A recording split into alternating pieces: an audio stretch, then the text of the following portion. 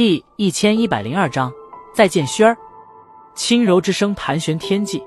而在这道声音的扩散间，那天际弥漫的雪花居然都是出现了许些停滞，雪花融化间形成一圈肉眼可见的波流，呈环形之状，对着四周扩散而出。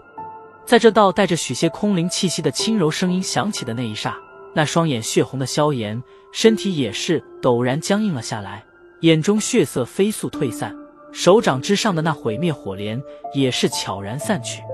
喉咙微微地滚动了一下，萧炎目光难以置信地望着面前那扭曲的空间，这声音几乎是深入灵魂般的熟悉，即便萧炎哪一天将自己的声音给忘了去，但这道已经深深印刻在心底的声音却是无论如何都不会忘却。轩儿，喉咙滚动着，好半晌后，一道低低的喃喃声缓缓地顺着萧炎喉咙间悄然传出。